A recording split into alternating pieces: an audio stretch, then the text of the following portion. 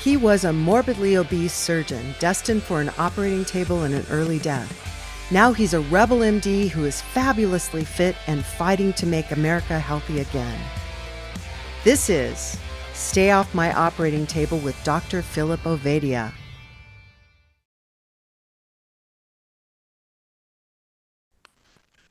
Hey, welcome, folks. It's the Stay Off My Operating Table podcast with Dr. Philip Ovadia.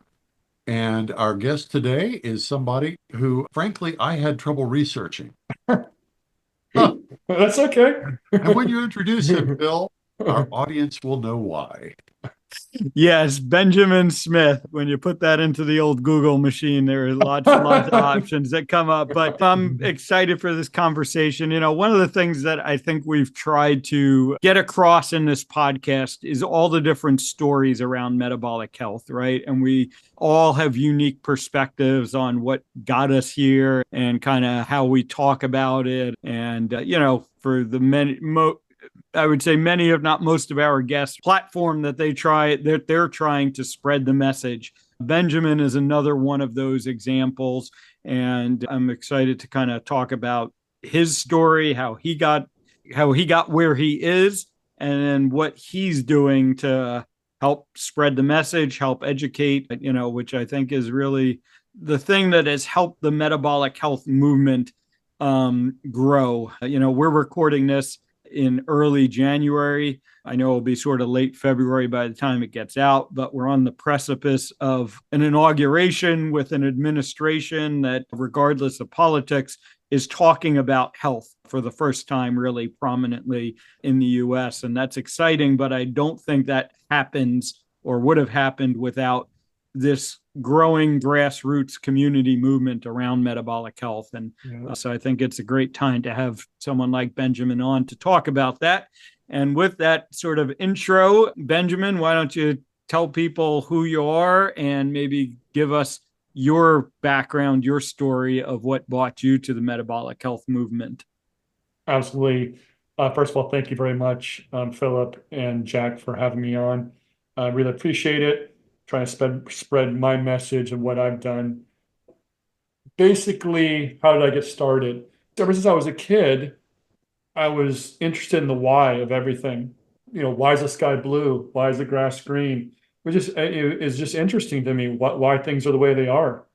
And so my dad got mad at me a bunch of times because I'd ask a bunch of questions. And he's always yelling at me, going, do you want me to answer that for you? You're going to answer it. So I was like, oh, wow, Dad is letting me asking a lot of questions. So fast forward, I went to high school, college, and then after college, I became an auto detailer. I started cleaning cars. I've been doing that for 30 years, but I've always been interested in health. And about 10 years ago, 15 years ago now, my sister, who has since passed away, was diagnosed with cancer. And I started kind of thinking about why is this going on? What's happening? My mom was diagnosed back in 1985, but I wasn't really, I was a kid, I was 15 then. I didn't really think about that. I was like, oh, okay. It is what it is. It's genetic, whatever. And so then I thought this doesn't make sense. And so for the last 15 years, I've been diving into health research. Why do things happen? Why these things happen? Cancer, diabetes, heart disease, all these different things. And so about 5 years ago, I thought I'd become a health coach. And so I thought, okay, I'm going to become a health coach and start coaching people. And I thought, how can I have a bigger impact? My friend said, why don't you write a book? I said, okay. And so I thought, this will be easy. No, Bill, you wrote a book. It was, first of all, it was excruciatingly hard to write it. And then second of all, marketing it is even tougher, I'd say, but it was not what I was expecting. But I did it anyway. And so that's my story. What I've come up with is what's called the ultimate health model. And that's a distillation of all my knowledge, gaining all this knowledge over the last 10 years. And I put it into this ultimate health model. And so what it does is it describes the progression, I believe, of every chronic disease and how it gets started, the factors and the cellular factors that are going around in the background. And then there's another side, there's a green side and a red side. The green side also has the factors that are good and the circles going round and round that are good that describe optimum health. And, that took me years to put together. And that's what I came up with. And the factors are not complete, but they're pretty complete. And so it really gives people, the layman and anybody, an understanding of what's going on, whether it's an autoimmune disease or Alzheimer's, because it's multifactorial, as you know. And so that's what I kind of figured out. It's not just one thing. It's not, the food's important, obviously, but there's a lot more to it. These glasses I'm wearing are protect me from the blue light, because blue light at the wrong time of day is not good. The way you breathe, we can talk about breathing later. You got to nose breathe, because mouth breathing causes inflammation, which contributes to chronic disease. So I put all these puzzle pieces together into one big holistic framework, I guess you could call it, to help people. Yeah. And, for just to give a little insight into your book and your platform, the visuals are something that kind of certainly got my attention. And oftentimes, it is a struggle to sort of get this information, to help people understand this information. Sometimes it can be very sort of scientifically presented and doesn't really connect with people. And I like how, we're able to distill down a lot of this into visuals that I think will connect with people. Thinking back over your journey now through all this information and learning about metabolic health, maybe talk about one or two sort of top surprising things to you, that came across. I know there were probably many, but maybe what are some of the big ones? There's so many, Philip. Let me see which ones really stand. Well, cholesterol and saturated fat. I think that's one of the bigger ones. And when I thought, because the paradigm is that saturated fat clogs your arteries like a pipe. And I believe that too. I mean, why would I not believe? Until I started researching, I'm like, this is ridiculous. That's not how it works. First of all, saturated fat is not sitting in the blood vessels by itself as fat, because fat and water don't mix. So it's in something called lipoproteins. So it's contained. So that was my first. I'm like, this doesn't make sense. And so, yeah, so saturated fat, cholesterol being the enemy. When I started learning about cholesterol, I was blown away. It's incredible what it does. It is, first of all, you have to have it, as you know, or you die. But some of the more nuances about it are things like it's part of the cell membrane. It's a precursor to your hormones. There's so many things it does. One of the things it does that I don't think the audience understands, it's so important, and we can discuss this further too, but it's part of the cell membrane. And what do I mean by that? On the cell membrane, there's receptors, insulin receptors, vitamin D receptors, all these different kinds of receptors. And collectively, they're called the glycocalyx. It's like the whole lot of receptors signaling on the cell membrane. And so what cholesterol does, and saturated fat, is they are structural components of the cell membrane to keep it, the fluidity and the rigidity of it. But also what it does is it's a structural component of these receptors. And that's what that cholesterol does. And saturated fat is also a structural component of the thing called lipid raft that the receptors sit on. And when I realized that, and then these receptors are like signals to other cells. And then on the receptor, there's also something on the glycocalyx, so these chains of sugar molecules that me and Dr. Robert Kills talked about. He was on my podcast. But these sugar molecules are like signaling molecules to all the other cells. That's how the cells signal each other.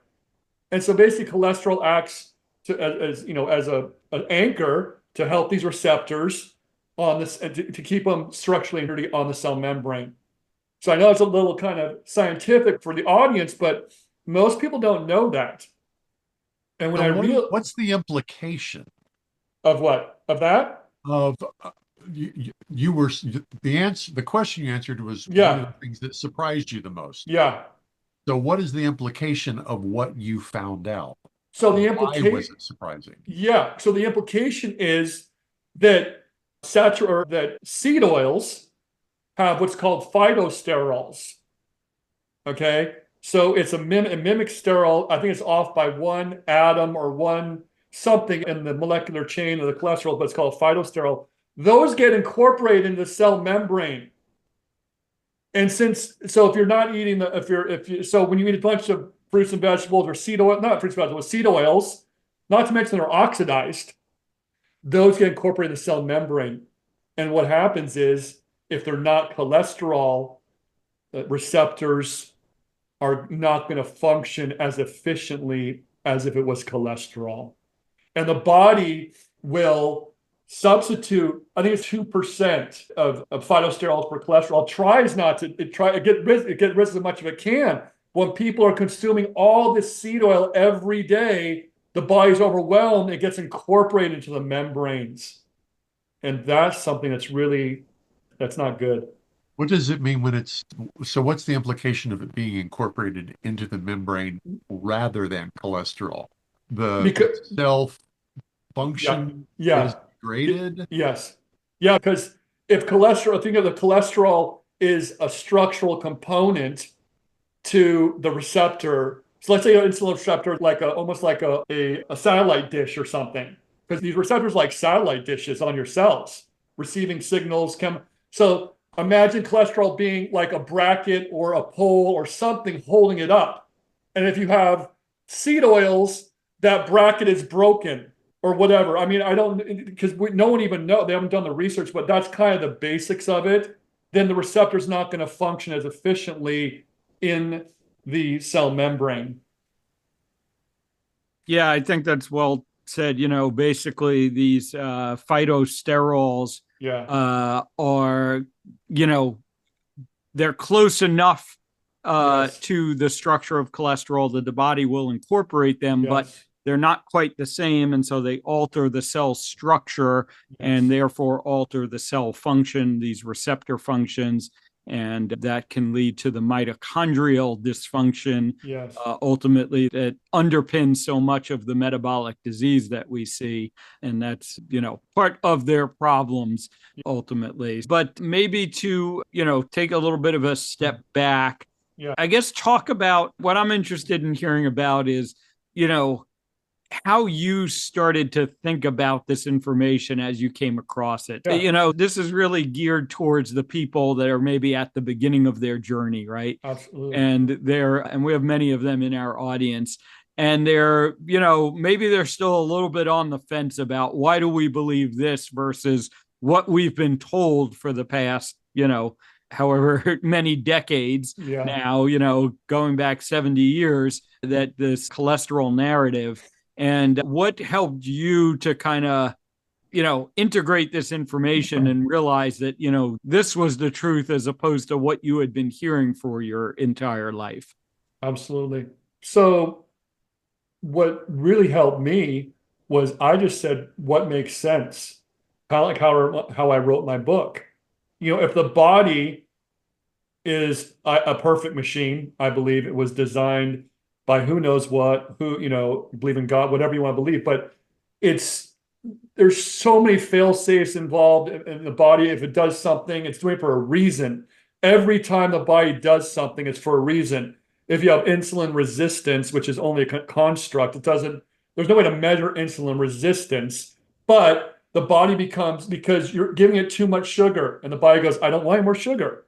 So we're going to become, quote unquote, insulin resistant to protect ourselves. Any problem, heart disease, you have someone's got atherosclerosis, the body is you're basically cutting I won't say cutting your arteries, but you're damaging them. Kind of like you cut your finger. I write in my book, you cut your finger, it bleeds, and then a scar forms, the platelets go there, you get the fibrogen and it forms a clot and it heals. That's the same thing's happening in your blood vessels. And I thought, oh, okay. And the reason it puts the plaque like a smooth muscle layer over the plaque is because it can't pop off like a scar on your finger, because that if the scar came off, you could have a heart attack. So it knows to put what's called another layer of endothelial cells over that, so it doesn't break off. So my point is, it's the body is just, it's just amazing to me how it can do all these things. And that's kind of answer your question. I just thought there's got to be a reason for everything. Nothing happens on accident. And that's how I kind of approached all this. And thought, okay, if this does this, there's a reason. If the mitochondria does this, there's a reason. So that's kind of how I approached it, and worked my way backwards, like kind of like an engineer, I guess you could say. So I love it that you're just a guy who was curious rather than a trained healthcare practitioner Yeah. who had to, frankly, I mean, we've talked to I counted probably 140 educated healthcare practitioners we've interviewed on this show now.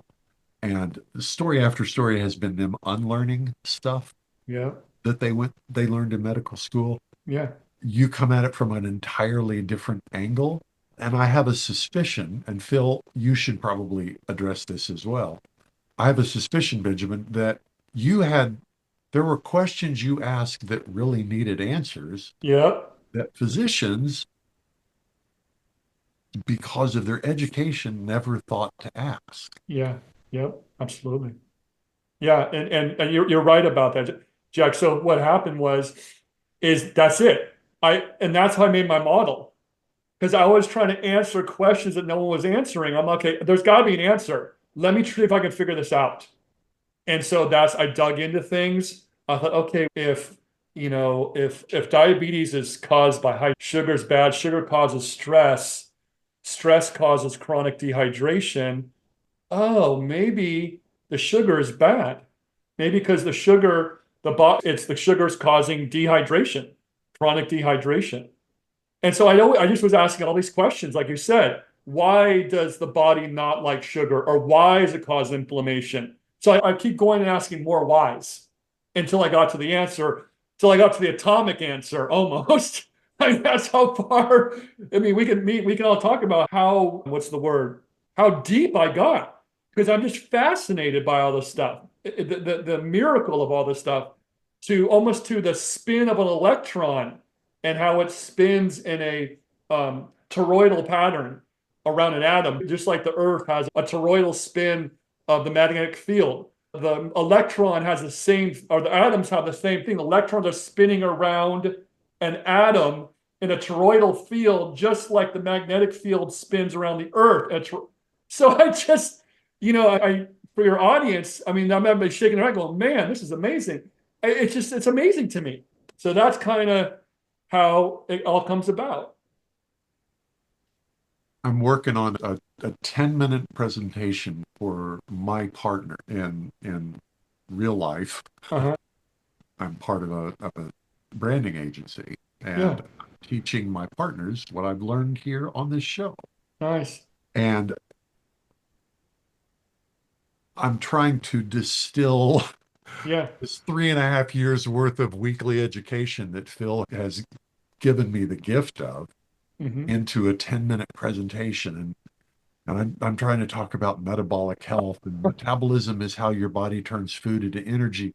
And I'm working through it, trying to, okay, how do I say this in 10 minutes? in 10 minutes? Yeah, Jack, show my model and say Benjamin's going to come present with me. I mean, to be facetious, You've done the work.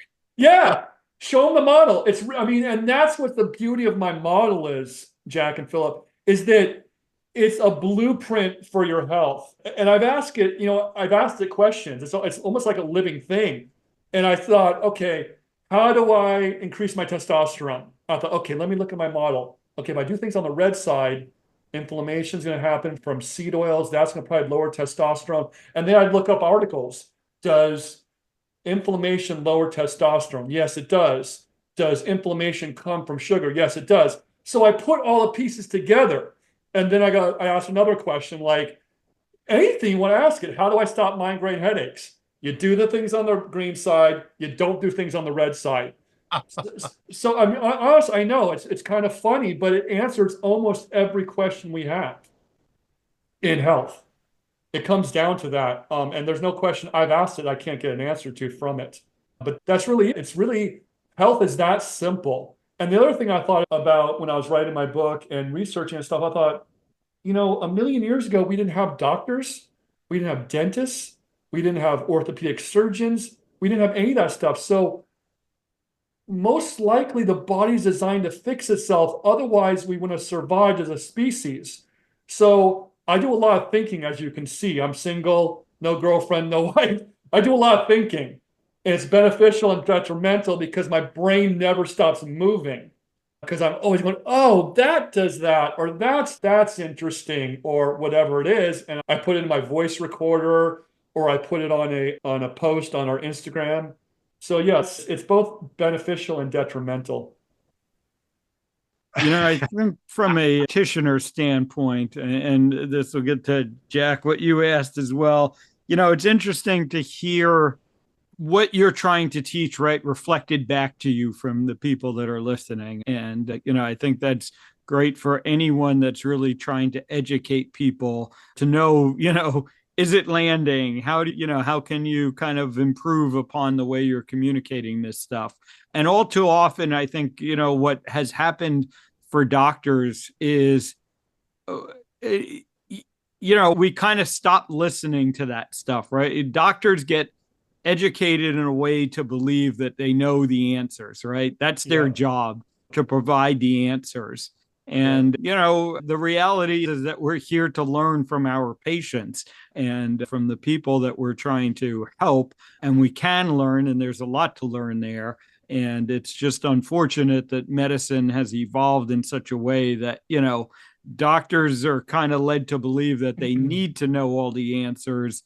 And so they kind of stop listening and stop asking some of those questions, like you talked about, Jack and Benjamin. Very interesting to kind of hear how you're talking about your journey and, not coming into it with those sort of biases. Mm-hmm. Absolutely. Did you have a health crisis yourself that drove this, or was it sheerly driven by childlike curiosity? It's a little bit of both. When I was, younger, I'm 55. When I was, growing up, I ate carbs, I ate sugar, I ate pasta. I thought, okay, I got to eat all this pasta because I need to put on weight. I was super skinny as a kid and I was made fun. I wasn't made fun of, but I did get some heckling and I didn't like it. I was purposefully getting the sand kicked in your face as a little kid, and so plus I had asthma, which we can talk about later, which was caused not by genetics, partly, but there's other factors too. So I had to take prednisone, which is steroid. Anyway, so yeah, I had asthma, I was skinny. So I was eating carbs for my whole life. And then one day, I was like 30 or something. I remembered I started stuttering. And I've never had it happen before. It terrified me. I'm like, what in the heck is going on? I was terrified. You started stuttering at 30? Yeah. Or I don't remember the exact date it was, Jack, but, okay, but yeah, it was around that time. Into adulthood. Yeah. And I thought, what the heck's going on? And I went to the doctor, you're fine, don't worry about it. I'm like, that's not good. And so what happened was if I didn't eat if I didn't eat for 8 or 12 hours, I'd start stuttering. Now looking back on it, I know it was because I was carb addicted and I was not fat adapted, and my brain was starved for fuel because it couldn't use ketones. Like I know all these things now because of what I know, but then I didn't know that, and so I thought, real quick, because I think this is important. Absolutely.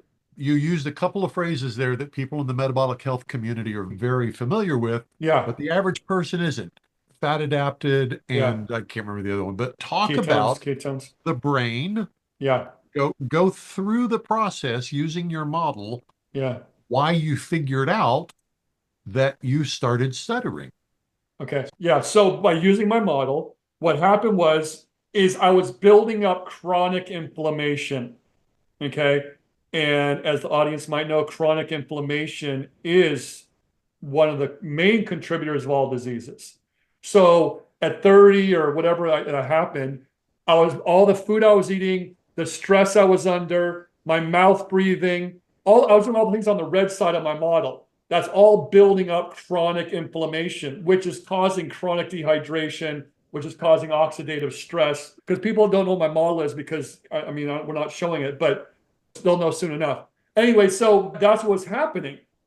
And it was damaging probably my brain, the synapses, but as well as the myelin sheaths were probably getting damaged because I was eating cholesterol, I was still eating eggs and all that, but I was causing way more inflammation than I was preventing inflammation by doing all the wrong things that we all do in an unhealthy lifestyle. And I was carb addicted, and my body wasn't, the machinery to burn fat was not, the enzymes were not upregulated enough to be able to metabolize fat. So I couldn't get to my fat stores for energy because I was always eating, because I started starving, so I thought I have to eat all the time. That was constantly raising insulin and constantly preventing me from burning my fat stores, because when insulin is high, you can't get to your fat stores. So the brain was starving for fuel because I couldn't get to the fat stores because I wasn't fat adapted. I started stuttering, and then that happened. Then about 20 years ago, I got hemorrhoids. I know this might be too much information, but I'm just being honest, because there's people out there probably have them. They don't want to talk about them because they're embarrassed. I know I was for 20 years. 20 years I had them. And they bleed, I'd be embarrassed. So I had gut problems, but I didn't really have like gut problems. It was mostly that.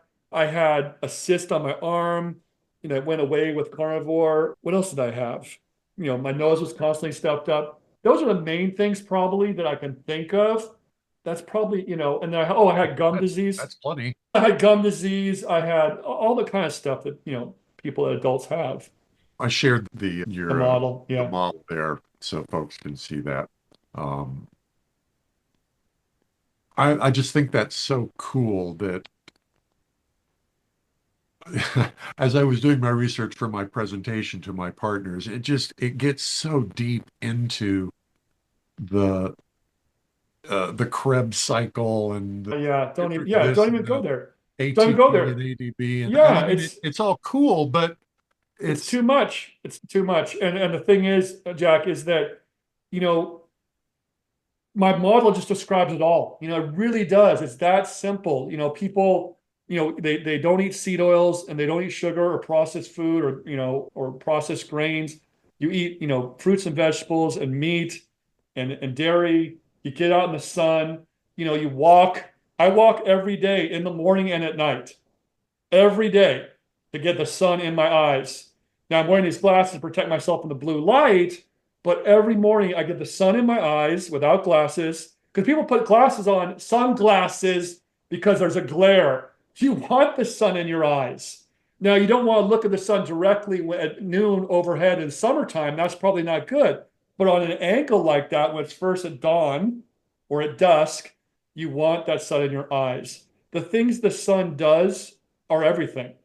It especially the morning light, it basically sets your circadian rhythms, which people have talked about. I don't know if they talk about on the show or not, but that sets your circadian. We've had sleep experts on absolutely. The show. Yeah, it was fascinating. Yes, absolutely fascinating. It's your biological clock. So when you get out in the morning sun, it's starting your biological clock to get everything running right.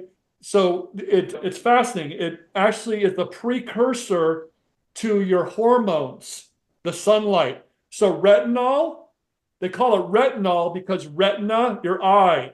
So vitamin A comes from sunlight. The precursors come from sunlight. Your vitamin D obviously comes from sunlight. Your gut microbiome is more important from the sun than from your food. So your gut microbiome is built more from sunlight than from the food you eat. Your cholesterol goes down when you get morning sun in your eyes. Your blood pressure goes down. All these things happen because what's happening is it's structuring your water. And most people don't even know what that is. We can maybe discuss that another time or whatever, but structuring the water. I know all the, I That's all I do is think, Jack, as you can see. So I'm trying to get this message to people to help people, and I get crickets because it's such new information that with your guys' help, hopefully to get more to the masses. And like I said, I'm more than happy to go, do a Zoom with you or whatever that the thing you're doing.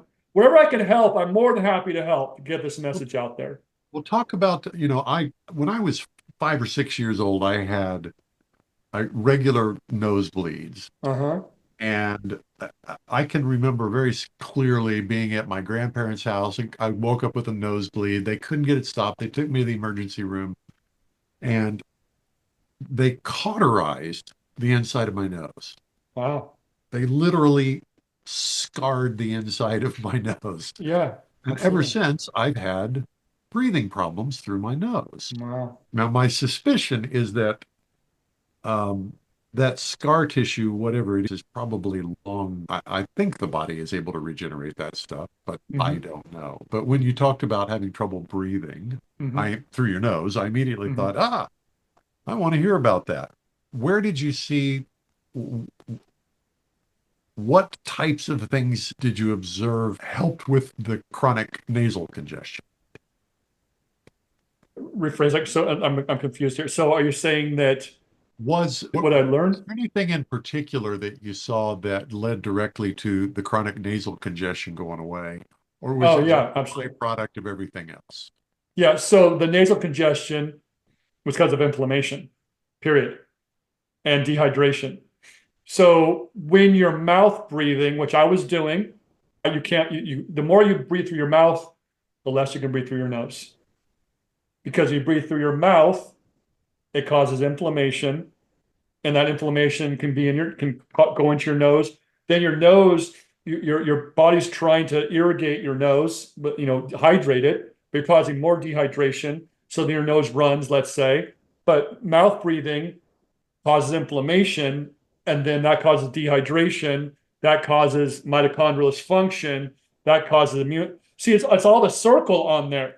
They're all going at the same time, instantaneously all day long. So it's not like a daisy chain or a domino effect. Like, oh, if you nose breathe, then you have inflammation, then you have chronic dehydration. No, it's all happening instantaneously all the time.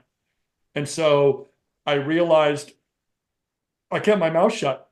I take my mouth shut at night. I'm doing that for the last 5 years, and it was hard at first, because my nose was stuffed up. But I knew I had to keep my mouth shut because it was life and death. Not death tomorrow, but down the road it can cause Alzheimer's. I mean, doesn't cause anything. It can contribute to things. I realized that, and watching videos by Patrick McEwen, who has the Oxygen Advantage, a fantastic guy. James Nestor, who I watched all his videos when I was writing my book, talking about breathing through your nose. His book, Breath, is like a New York Times bestseller. And where he got that from was a gentleman called James Catlin. I believe it's James Catlin. In the 1800s, he studied Native American tribes and realized they kept their mouth shut all the time. They wouldn't even laugh. If they laughed, they put their hand over their mouth because they knew to keep their mouth shut. Unlike the English people, I think he was English, but I write in my book that, he saw the difference in the facial structure of these Native Americans because they kept their mouth shut. And keeping your mouth shut keeps your jawline. I didn't know that. And so when people have their mouth open, your jaw drops down, your chin drops down. And now that I've been mouth breathing as long as I can see people, Jack, that are mouth breathers because they have no chin. Their chin's gone. And it's partly genetic. We're probably get people going, no, Ben's wrong, blah, blah. No, I'm not wrong. I've talked to maybe national faciologists, whatever they're called, that actually study this stuff, when I wrote my book. So there is information on this, and this is documented. So, Okay. You never heard anything like this, have you? Where do you usually kind of start with people? Again, thinking about the people that are kind of new to this and discovering this. Yeah. How do you There's a lot of things, obviously, in our lifestyles Absolutely. that are contributing to these issues ultimately. What do you find ends up being a most effective starting point for people? So I think the best starting point is to understand that model. Now, you don't have to understand like I do because I wrote it. It's very complex and complicated. It's simple and it's also easy, but it's not hard. It's hard to do all those things on there. But if you look at the factors on the green side, on the red side, it's like I said, it's a holistic framework. You start wherever you can. Okay. I'm still using technology because on the red side, if you look at the model, it says they can blow. Can people see that? I don't think you Yeah. see the factors, but EMFs, electromagnetic frequencies, we're all exposed to that. There's nothing we can do. So you do the best you can. So on the green side, try to limit your stress. Try to nose breathe, which everyone can do. If your nose is clogged up, don't tape your mouth shut at night if your nose is clogged up. Gradually do it. To, eat whole foods, to drink structured water. We can also, you want to, there's something called fulvic and humic acid, a supplement, which is critical because that's all the soil has been, or not all the soil, but a lot of the soil has been destroyed and damaged because of bad farming. And so there's no minerals in the soil. And I'm sure you probably talked about on your podcast before, but minerals are what make water work. Not to get too sciencey with people, but just understand minerals are what water structures around. That's why they talk about electrolytes. So minerals and water work together. Minerals don't fall out of the sky. They're either in the soil, the water, that's it. And so people are taking mineral supplements, doing all these things, and that's great. But the fulvic and humic is a substance that has all the minerals, trace minerals, because there's something called trace minerals, as the audience might know, that are super important. That molybdenum and all these different things that they're overlooked in the supplement world, but they're all important. And yeah, so the fulvic and humic are important because you get all the minerals you need in the plant bioavailable form, limiting the sugar and the seed oils. So whatever they can do, Philip, to help themselves. And I can coach them along, see where they're at, what they're struggling with. But I guarantee, I won't guarantee, I'm fairly confident that their health issues will improve in some aspect, no question about it. You just got to do as many things on the green side as you can, as few things on the red side as you can. It's really that simple. And I made a slogan. Do you remember on the back of the book that we sent? It says, green side good, red side bad. Do the green side, it'll make you glad. Hopefully that'll become a national internet. People listening, oh, green side good, red side. It's a slogan. People remember. So it's pretty simple. You can look at the chart here and it's do the things that are on the left side, That's in the it. green. That's it. Stop doing the things on the right side.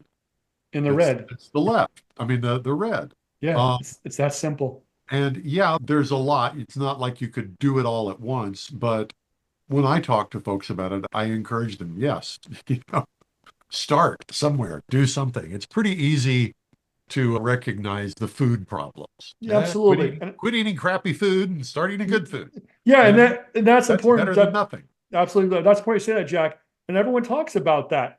The carnivore people talk about, oh, you got to eat carnivore and stop eating the processed food and the sugar. And that's no one's talking about morning sun and evening sun. Nobody's talking about, structured water. So there's things that nobody's talking about that are probably more important than that. They talk about fasting and all these different things, but there's a lot of things that are being overlooked that hopefully now that we've had this, I'm on the podcast with you guys, that people start to understand. It's more than that. It's a lot more than just food. Food's obviously way important, but like I write in my book, breathing, sleeping, and water are more important than your food. Yeah, like I said, lots of great information that I think you present in a digestible way. Certainly encourage people. ultimatehealthmodel.com is the website. And the book is Why You Are Sick and How to Reclaim Your Health. And I think people can get a lot of useful information from that. Where else, where else can people connect with you? What platforms do you like people to connect with you on? Absolutely. So we have Ultimate Health Model on Instagram. Just type in Ultimate Health Model. And we have, a bunch of videos or reels on there. We also have the Ultimate Health Model podcast, where our tagline is we take a deep dive into uncharted waters on everything health. And so that's the Ultimate Health Model podcast, our website, or excuse me, the website ultimatehealthmodel.com, like you mentioned. And then we have Instagram as well. All right, very good. We'll make sure all of that information, the contact information, is in the show notes so folks can get to it without having to run through the gauntlet that tends to be search engines these days. Sure. All right. Our guest has been Benjamin Smith, the Ultimate Health Model. This has been fun. I really like that. And I particularly like the chart that we shared with folks. Hey, if you're just listening to this, you might go to YouTube and watch it because we show some stuff that we don't normally show. All right. This has been the Stay Off My Operating Table with Dr. Philip Ovadia and our guest, Benjamin Smith. Thanks for joining us. Thank you. We'll talk to y'all next. Oh, you know what? There was one thing I wanted to make sure that I did. Phil, I realize that folks are listening to this in late February or even later, but you shared with me a box of meat from, what was it, 22 Meat Company or something like that? I got this nice big box of meat from you for Christmas. Oh my God. So good. We just had the bacon yesterday morning. It was fantastic. I mean, it was crazy good. Nice. We've done, there were a couple of cuts of steak that we did that were just ridiculous. So good. So I wanted to publicly thank you. And it was, go ahead, Ben. Oh, yeah, I just want to say one more thing about meat, because I'm a carnivore. I do eat a few vegetables, but the anecdotes people talk about, all these different things, it's amazing what it does. And one thing that happened was I went to first I reversed my gum disease, the pockets. I had 4 and 5s or something, and then they got to a deep cleaning. I'm like, oh no, I don't want to do that. So I went to another dentist like a year later, thinking, okay, I'm going to do the carnivore diet. I'm going to do all the things on my green side the best I can. And I go there, the pockets were 2s and 3s. I reversed my gum disease and my cavity disappeared.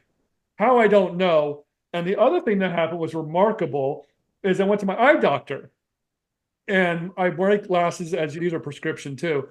And I had 20/30 vision with my glasses on. And I went to my eye doctor the other day. He goes, read this. I go, whatever. I go, what's that, 2020? He goes, that's 2015. I'm like, what? You're telling me my vision got better? He's all, yeah, your vision's 20. I go, yeah, they can't even correct that. A doctor can't even correct you to 2015, let alone get 2015. So for everyone listening, I highly suggest doing the things on the green side the best you can, because I mean, Jack and Philip know there's so many benefits that people are talking about that are just remarkable that until you try it, you're like, whoa, I had no idea that was going to happen. That's fantastic. Phil, what was remind me of the name of the meat provider? Yeah, so route22meats.com. We're trying to get, good high quality meats more accessible to people. As a full disclosure, I am a part owner of that company because I believe in the mission so much and want to make good high quality meat accessible to people. So we certainly encourage everyone to check that out, route22meats.com. And you can use discount code Ovadia Health there as well. Oh, nice. As full disclosure, I am not an owner, but my goodness, the quality was very apparent. It was delicious. I haven't finished it all yet. I'm doing my best to make that happen. So thanks very much. All right, let's try saying goodbye again. Thanks for joining us, everybody. We'll talk to you. Thank you very much. Chances are you wouldn't be listening to this podcast if you didn't need to change your life and get healthier. So take action right now. Book a call with Dr. Avadia's team. One small step in the right direction is all it takes to get started. Contact us at ifixhearts.com/talk. That's ifixhearts.com/talk.